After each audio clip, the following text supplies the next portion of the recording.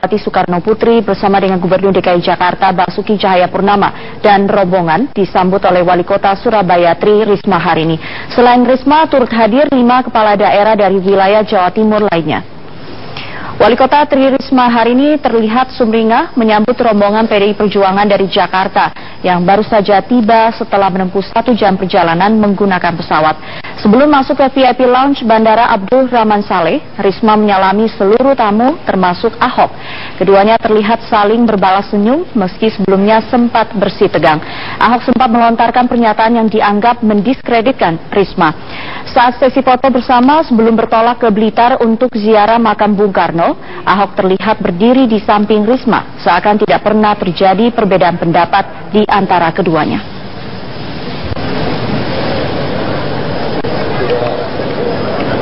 Kepolisian Resort 50 Kota telah Megawati Soekarno Putri mengajak para bakal calon gubernur dan wakil gubernur yang diusung PDIP untuk berziarah ke makam mendiang ayahnya Bung Karno di Blitar, Jawa Timur. Sebelum bertolak ke Blitar, Megawati menyatakan pentingnya untuk menjaga Pancasila dan Bhinneka Tunggal Ika.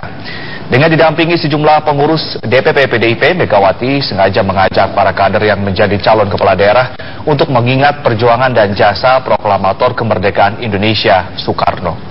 Saat menemui media di Bandara Halim Perdana Kusuma, Megawati menjelaskan bahwa tradisi ziarah makam Bung Karno sudah sering dilakukan pengurus DPP. Namun ini adalah yang pertama kalinya secara khusus melibatkan langsung 6 pasangan calon gubernur dan wakil gubernur dari PDIP. Megawati menekankan agar seluruh calon kepala daerah bisa menjadi pemimpin yang mempersatukan masyarakat.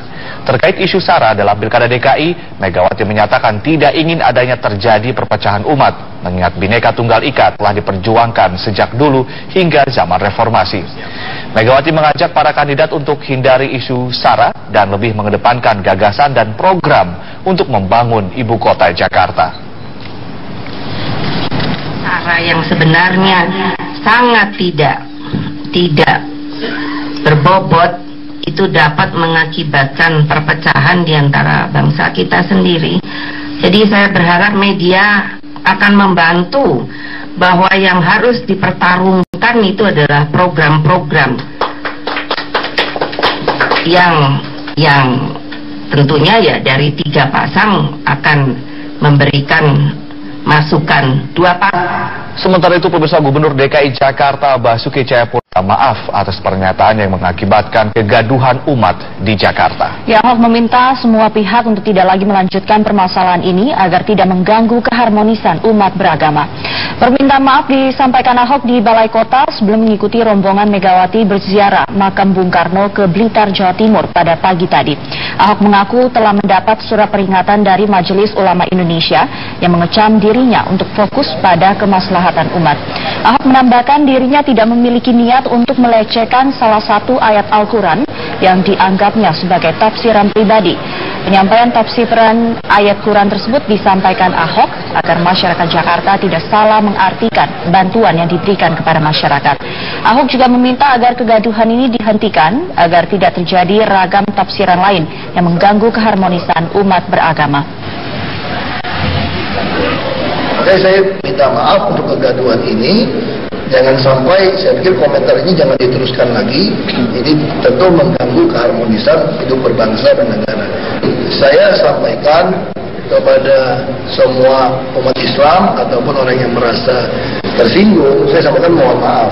Tidak ada maksud saya meninggikan agama Islam atau Al-Quran. Kalangan muda Nahdlatul Ulama DKI Jakarta mengajak masyarakat untuk menghadapi DKI secara lebih sehat dan sejuk. Harapan akan terwujudnya demokrasi yang damai dan tidak bernuansa SARA pun juga diserukan oleh ketiga pasangan kandidat meski saling bersaing untuk merebut simpati warga DKI Jakarta. Menjaga demokrasi yang sehat dan sejuk menjadi salah satu harapan bersama masyarakat Jakarta menghadapi Pilkada DKI tahun depan.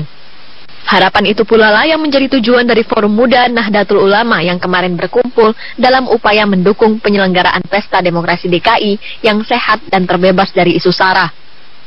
Berharap Pilkada ini tidak siapapun baik tim ses, masyarakat atau bahkan calon-calon wakil gubernur dan gubernurnya ini menghindar dari dari isu SARA yang kemudian membuat resah di tengah masyarakat.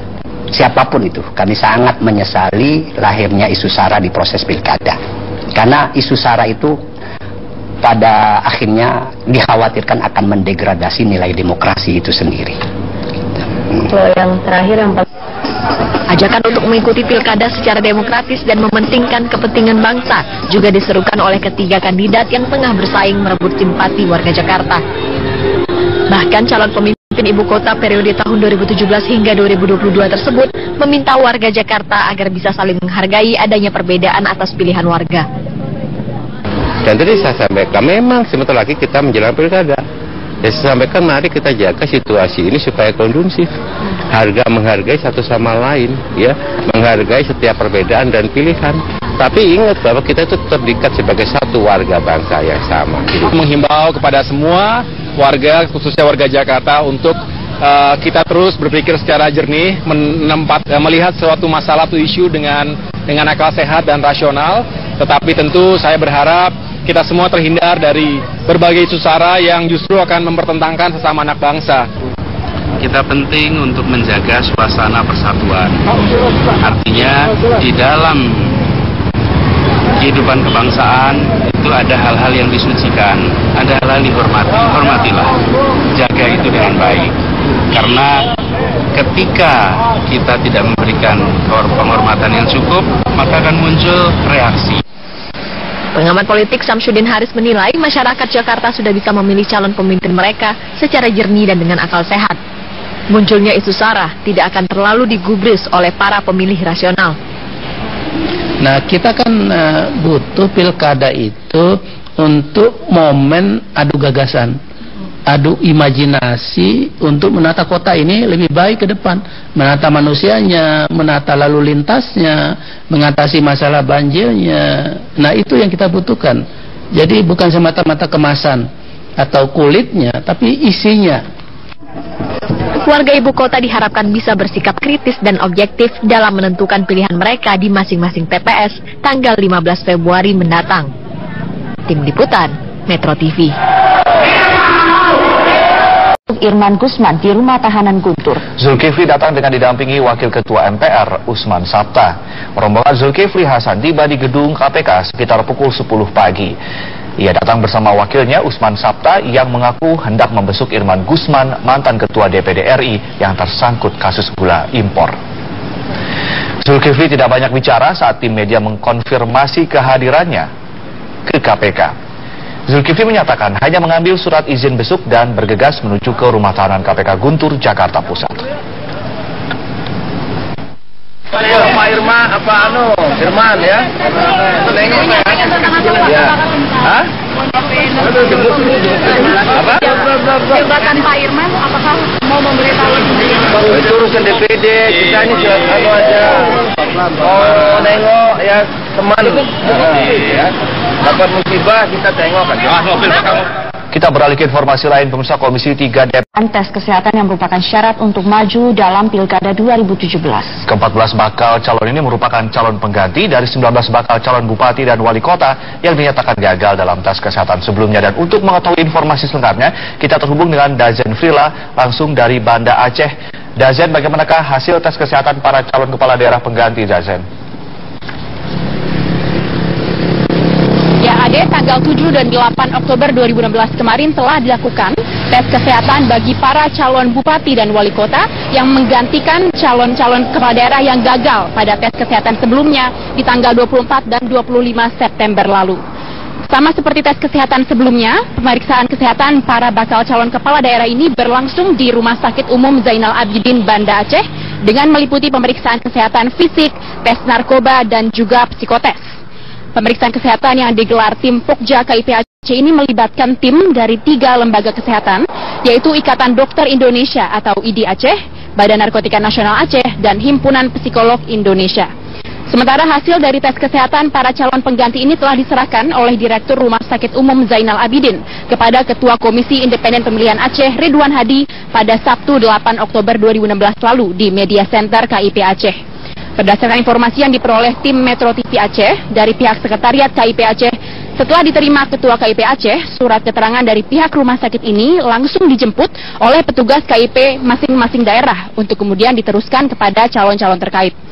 Dan meskipun hasil tes kesehatan yang sebelumnya diumumkan langsung oleh KIP Aceh, namun hasil tes kesehatan para calon pengganti ini nantinya akan diumumkan oleh KIP atau Komisi Independen Pemilihan Daerah masing-masing. Ade, untuk informasi selengkapnya dapat Anda saksikan di layar kaca Anda nama-nama bakal calon kepala daerah yang maju pada kontestasi Pilkada 2017 untuk menggantikan 14 calon kepala daerah yang gagal dalam tes kesehatan sebelumnya. Dan selain 14 bakal calon kepala daerah pengganti ini, tes kesehatan ini juga diikuti oleh seorang balon Bupati Aceh Barat Daya yang berhalangan menghadiri tes kesehatan di tanggal 24 dan 25 September lalu karena sakit. Dengan begitu totalnya terdapat 15 calon kandidat yang mengikuti rangkaian tes kesehatan pada Jumat dan Sabtu kemarin. Ada untuk diketahui dari 176 calon kepala daerah yang mengikuti rangkaian tes kesehatan pada tanggal 24 dan 25 September lalu ini terdapat 19 kandidat yang gagal dalam tes kesehatan. Dari 19 tersebut, 12 diantaranya merupakan bakal calon wakil bupati, 6 calon bupati, serta 1 calon wali kota yang seluruhnya berasal dari 12 kabupaten kota di Provinsi Aceh. Namun dari 19 ini hanya 14 yang mengajukan calon pengganti. Dan meskipun sempat menimbulkan aksi protes dari masa pendukung calon kandidat yang gagal kesehatan, Ketua KIP Ridwan Hadi telah menyatakan bahwa hasil tes kesehatan yang diselenggarakan tim Pokja bersama 3 lembaga kesehatan ini benar adanya dan tidak dapat diganggu-gugat lagi. Dengan begitu, 5 calon lain yang tidak mengajukan calon kandidat pengganti dinyatakan gugur dalam kontestasi Pilkada 2017. Dan selain pemeriksaan kesehatan, terdapat juga persyaratan lain yang tidak dapat dilakukan ulang, yaitu tes baca Al-Quran. Sebelumnya tes baca Al-Quran ini juga telah diikuti oleh para bakal calon pengganti sebelum melakukan tes kesehatan. Nantinya rangkaian pilkada berikutnya akan dilanjutkan dengan penetapan pasangan calon kepala daerah yang akan dilaksanakan pada 24 Oktober, serta pengundian nomor urut kandidat pada hari selanjutnya tanggal 25 Oktober mendatang. Kami akan terus melaporkan rangkaian Pilkada Provinsi Aceh. Untuk sementara kembali ke Anda, Ade dan Sumi di studio. Dazen Prila melaporkan langsung dari Banda Aceh. Terima kasih atas laporan Anda. Duga pelaku pembakaran lahan dan hutan di Kabupaten 50 Kota, Sumatera Barat. Kebakaran hutan di Kabupaten 50 Kota masih terus terjadi. Pemadaman api dilakukan secara manual dan menggunakan pesawat heli. Kebakaran hutan tersebar di 5 kecamatan di Kabupaten 50 Kota, Sumatera Barat. Lebih dari 200 hektar hutan terbakar. Kebakaran terparah terjadi di Kecamatan Harau. Kebakaran telah merusak hutan konservasi dan kawasan wisata alam yang terdapat lembah Harau serta di objek wisata Taram. Menurut Kapolres 50 Kota AKBP Bagus, dari sejumlah titik kebakaran hutan di Kabupaten 50 Kota, baru 1 pelaku pembakaran yang berhasil ditangkap. Saat ini pelaku masih menjalani proses pemeriksaan.